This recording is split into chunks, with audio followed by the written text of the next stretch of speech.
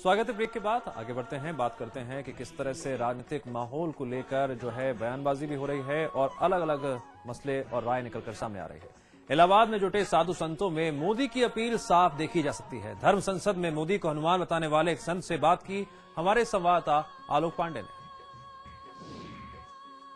हमारे साथ राजगुरु बाबा विवेकानंद जी, हम बाबा से बात करना चाहेंगे।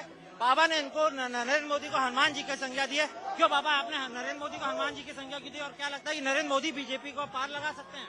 मैंने इसलिए दी उनको कि नरेंद्र मोदी से अगर कुछ लोग मिल जाते हैं, उनसे बातचीत करते हैं, उनसे विचार मिलाते हैं, तो निश्चित ही जिस प्रकार से अकेले हनुमान जी ने अभियान चला करके रावण का नाश करके जो है वानरों की और सुग्रीव की नैया पार लगा दी थी और भगवान राम का कार्य सफल किया था, इसी प्रकार से हमारी सबकी भावना नरेंद्र मोदी अकेला नहीं है, हमारा सबका आशीर्वाद और हमारी भावना उसके साथ है, हमारी शुभकामनाएं। बाबा इस मंच से सब लोग नहीं बोले, लेकिन आपने बोला ये बात, और बाबा इस मंच के लिए भी बोला गया था कोई भी पॉलिटिकल बात। मैं इसलिए बोला कि मैं आज से नहीं हूँ, सन 70 से हूँ, जनसंघ में हूँ, RSS में हूँ, विश्व हिंदू परिषद में हूँ। मैंने अनेक अभियान चलाए हैं, राम रथ यात्रा चलाई है, राम नाम संकीर्तन यात्रा चलाई है और अयोध्या का अभियान में हम सब लोग शामिल थे। तो हमने जो है इस पर जो बात चलाई है, हमने किसी आशा में चलाई है कि हमको जब कोई टिमटमाता हुआ, जब कोई प्रकाश दिखाई दिया तो हमने उस और कदम बढ़ाई और उसमें और घी और तेल डालने की कोशिश की। बाबा इस मंच से सब लोग बोल क्यों नहीं रहे? इस बात को क्यों नहीं बोले? मोदी का नाम साफ क्यों नहीं ले रहे बाबा? मोदी का नाम इसलिए साफ नहीं ले रहे वो लोग, वो सोचते हैं कि काम होने से पहले नाम को नहीं रखा जाए। ये तो बाबा विवेकानंद जिनका कहना है कि नरेंद्र मोदी ही हनुमान रूपी रूप में आके और भारतीय जनता पार्टी और राम मंदिर का कल्याण कर सकते हैं। कैमरामैन फैजल के साथ आलोक पांडे, समाचार प्लस, कुंभ।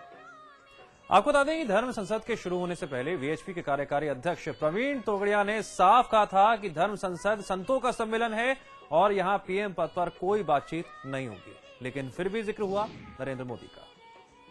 आस्था के महापर्व में इस समय हमारे साथ प्रवीण भाई तोगड़िया जी मौजूद हैं। सर आपका बहुत बहुत स्वागत है। यहाँ पर आप आए आस्था की डुबकी लगाने, लेकिन एक थोड़ा सा ये पूछना था सवाल कि नरेंद्र मोदी जी के मुद्दे पे जो बात हो रही थी कि नरेंद्र मोदी जी को प्रधानमंत्री बनाए वाली बात पे क्या आज जो 2 बजे धर्म संसद बैठनी है उसमें ये मुद्दा कोई उठेगा? अभी तो मुद्दा त्रिवेणी में स्नान करके, दान पुण्य करके, पवित्र होकर देश धर्म की रक्षा करने का संकल्प का है। प्रश्न किसी व्यक्ति या दल की राजकीय इच्छा पूरी करने की नहीं है। करोड़ों हिंदुओं को पुण्य प्राप्त हो, उनके जीवन में आर्थिक समृद्धि आवे और उनकी सुरक्षा है, ऐसा संकल्प करने के लिए मैं यहाँ तीर्थराज में त्रिवेणी में डुबकी लगाने आया। मोदी जी के मुद्दे पर क्या इल्जाम लग गया? मैंने कहा कि 100 करोड़ हिंदुओं को समृद्धि मिले, सुरक्षा मिले, ऐसा संकल्प करने के लिए मैं यहाँ आया हूँ।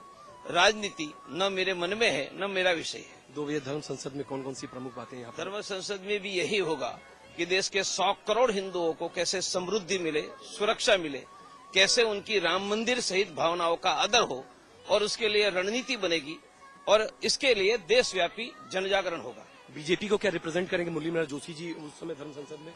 धर्म संसद में संत ही रहेंगे, संत ही बोलेंगे।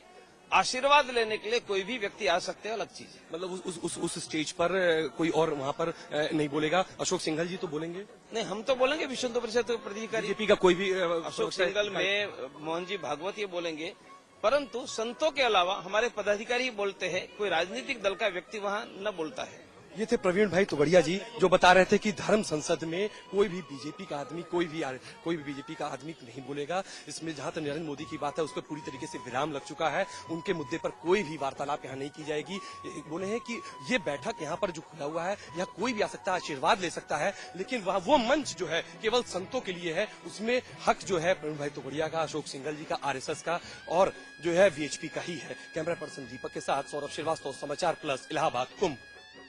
प्रवीण तोगड़िया ने भले ही मोदी के नाम पर चुप्पी साध ली, लेकिन VHP का ही एक धड़ा मोदी को आगे लाना चाहता है। VHP नेता गिरिराज किशोर ने भी मोदी के नाम पर सकारात्मक रुख दिखाया। अवश्य बनने में कोई खराबी नहीं है। वो गुजरात ने जिस प्रकार प्रगति की है उस समय देश की प्रगति उसी प्रकार हो।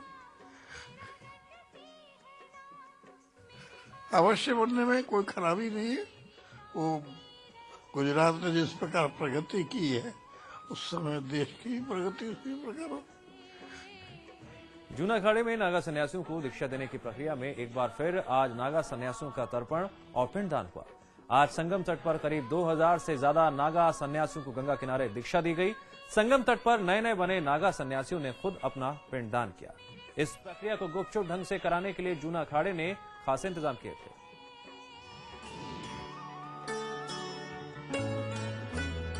हर कुंभ में अखाड़े हजारों साधुओं को नागा सन्यासी बनाते हैं। अखाड़े में नागा साधुओं को जमात में शामिल करने की प्रक्रिया सदियों से चली आ रही है और अखाड़े इस प्रक्रिया को काफी गुपचुप तरीके से करते हैं। ये प्रक्रिया कुंभ में अखाड़ों के आबाद होने के साथ ही शुरू हो जाती है, जो बसंत पंचमी के शाही स्नान तक चलती है। पहले ही ऐलान कर दिया गया था कि इस बार के महाकुंभ में 1.25 लाख नागा अखाड़ों की सेना में शामिल होंगे। इसी प्रक्रिया में गुरुवार को 2000 से ज्यादा नागा सन्यासियों को गंगा किनारे दीक्षा दी गई। हालांकि ये प्रक्रिया काफी जटिल होती है, लेकिन जब तक ब्रह्मचर्य की परीक्षा में अखाड़े के मुखिया पूरी तरह संतुष्ट नहीं हो जाते, तब तक उन्हें नागा साधु बनाने की प्रक्रिया में शामिल नहीं किया जाता। इनका भी नाम रजिस्ट्रेशन हो गया है, तो उनको जो है यहाँ पर करीब 2000 के आसपास में नया जो नागा का दीक्षा दिया जा रहा है और उनको महापुरुष के रूप में जो दीक्षित किया जाएगा। तो यहाँ पर पहले इनका मुंडन होगा, उसके बाद में 108 गंगा में स्नान करना और उसके उपरांत जो है उनको वो दीक्षित करके उनको जो है नागा दिगंबर दीक्षा जो है वो 10 तारीख को सुबह दिया जाएगा। जी। ब्रह्मचर्य की परीक्षा पास होने के बाद ही सन्यासी को महापुरुष बनाया जाता है और उसके 5 गुरु बनाए जाते हैं, जो पंचदेव या पंच परमेश्वर होते हैं। फिर उसे भस्म, भगवा, रुद्राक्ष जैसी वस्तुएं दी जाती हैं, जो नागाओं के प्रतीक और आभूषण होते हैं। महापुरुष के बाद नागाओं को अवधूत बनाया जाता है। इसमें सबसे पहले उसे अपने बाल कटवाने होते हैं। इसके लिए अखाड़े परिषद की रसीद भी कटती है। अवधूत रूप में दीक्षा लेने वाले को खुद का तर्पण और पिंडदान करना होता है। ये पिंडदान अखाड़े के पुरोहित कराते हैं। इस तरह से ये संसार और परिवार के लिए मृत हो जाते हैं। सर्वप्रथम तो उसको गुरु के पास आके निवेदन करना पड़ता है, फिर उसके बाद में गुरु को उसको जांच पड़ताल कर करके फिर उसको गुरु को ब्रह्मचारी दीक्षा देते हैं। कुछ समय तक उसको अपने पास रखते हैं सेवा में। हर प्रकार के परीक्षा में वो पास होने के बाद में उसको पंचगुरु रख करके दीक्षा देते हैं। इस परीक्षा में सबसे कठिन परीक्षा जो होती है वो होती है अंग भंग की। इस परीक्षा के लिए व्यक्ति को 24 घंटे नागा रूप में अखाड़े के ध्वज के नीचे बिना कुछ खाए पिए खड़ा होना पड़ता है। ये सभी प्रक्रिया इतनी गुप्त तरीके से की जाती है कि किसी को हवा भी नहीं लगती। अखाड़े के पहरेदार पूरी नजर रखते हैं कि इस प्रक्रिया का एक भी चित्र बाहर न जा सके। शोएब रिजवी, इलाहाबाद, समाचार प्लस। और फिलहाल हमारी इस खास पेशकश में इतना ही, लेकिन समाचार प्लस पर खबरों का सिलसिला लगातार जारी है।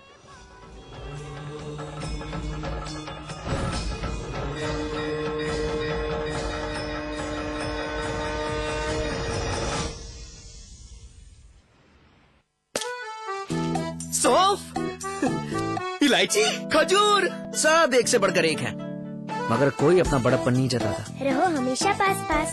सत्ता की चादर, समीकरणों का लबादा, शराफत की हवेली, जरायम का इरादा, क्या यही था तेरा वायदा? देखिए बिग बुलेटिन में आज रात 8 बजे दागियों का सजा दरबार। आज ली क्या? And then interestingly,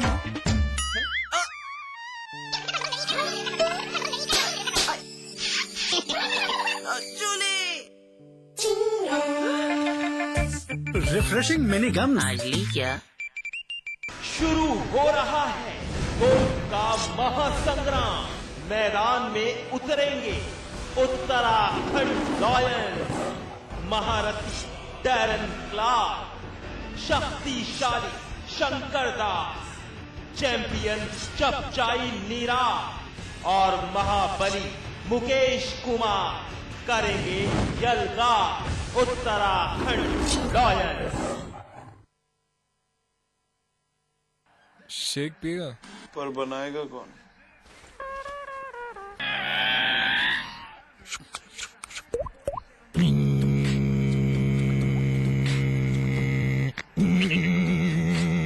catch your milk 1 minute shake. ना मिक्सर ना ब्लेंडर, बस पानी डालो, मिलाओ और तैयार। Catch your milk 1 minute shake. Mango, chocolate, केसर, बादाम और रोज फ्लेवर्स में। राम और कृष्ण की धरती, देवभूमि, गंगा यमुना के पवित्र जल से नहाई, सूफी संतों की जन्मभूमि, ताज की खूबसूरती से दुनिया की आंखों का नूर बनी, देश को सर्वाधिक प्रधानमंत्री देने वाली धरती, शाम अवध और सुबह बनारस से सजी संवरी धरती, एक जमीन जिस पर नाज है पूरे हिंदुस्तान को। ये जमीन है उत्तर प्रदेश और उत्तराखंड की। हमारा हाथ है इसकी नब्ज पर और हमारा वास्ता है यहां की हर धड़कन से। मेरी धरती महान। हम हैं समाचार प्लस, खबर वही जो हमने कही। यूपी मंत्री परिषद के विस्तार में दागियों की एंट्री, सीएमओ का अपहरण कराने के आरोपी पंडित सिंह की वापसी, बाहुबली पवन पांडे और मनोज पांडे को भी मिला मंत्री पद। दागियों को मंत्री बनाने पर सीएम अखिलेश की सफाई, कहा मिल चुकी है जांच रिपोर्ट, करेंगे कार्रवाई।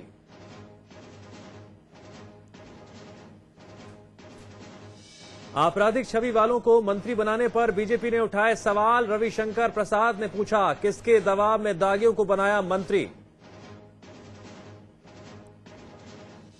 वीएचपी की धर्म संसद में उठी, नरेंद्र मोदी को पीएम उम्मीदवार घोषित करने की मांग, संतों ने मोदी के पक्ष में लगाए नारे। धर्म संसद में आरएसएस प्रमुख ने उठाया राम मंदिर मुद्दा, कहा मंदिर निर्माण देश की अस्मिता से जुड़ा सवाल। दिल्ली में स्वाइन फ्लू से 5 मरीजों की मौत, नोएडा और गाजियाबाद में भी स्वाइन फ्लू के मरीज मिलने से हड़कंप। अंबेडकर नगर में हादसे के बाद हंगामा, बीए की छात्रा की मौत से भड़के लोगों ने की तोड़फोड़, पुलिस ने किया लाठीचार्ज। बस्ती में पुलिस की करतूत से इंसानियत शर्मसार, बांस में बांधकर गड्ढे में फेंक दी लड़की की लावारिस लाश। कांग्रेस उपाध्यक्ष राहुल गांधी का अमेठी में जोरदार स्वागत, रोड शो के साथ ही कांग्रेस कार्यकर्ताओं से कर रहे हैं मुलाकात।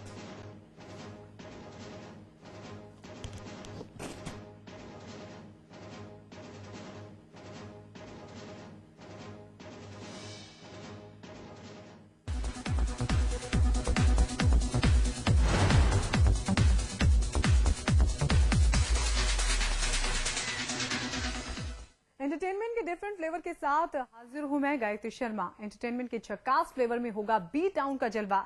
जहां होता है एंटरटेनमेंट का धांसू तड़का, तो वहीं दिखाते हैं बी टाउन के सेलेब्स की रॉकिंग स्टोरी और साथ ही स्टार्स की खोलेगी पोल हमारी चिकनी चमेली।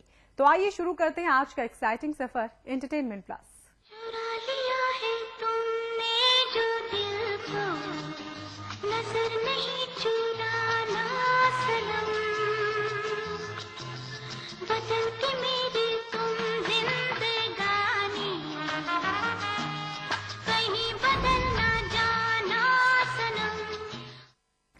क्या जीनत अमान हुई फिर से मोहब्बत की शिकार? क्या जीनत के हाथ सजेगी पिया की मेहंदी और बनेंगी वो दूसरी बार दुल्हन? जी हां, अपने जमाने की बोल्ड अदाकारा जीनत अमान के निकाह के बारे में कयास लगाए जा रहे हैं कि उन्होंने शादी कर ली है। अब उन्होंने शादी कर ली है या फिर नहीं, आइए आपको बताते हैं किसके साथ जीनत के निकाह के कयास लगाए जा रहे हैं।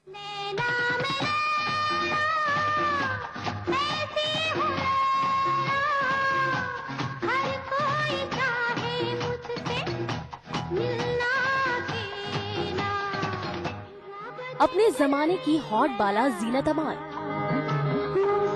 जिनकी अदाओं से जल जाती हैं हसीनाएं,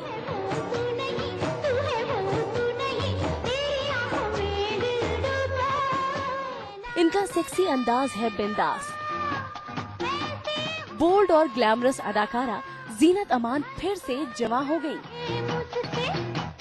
जीनत फिर से इश्क के लफड़े में फंस गई है। प्यार, इश्क और मोहब्बत के एहसास ने जीनत को और भी खूबसूरत बना दिया।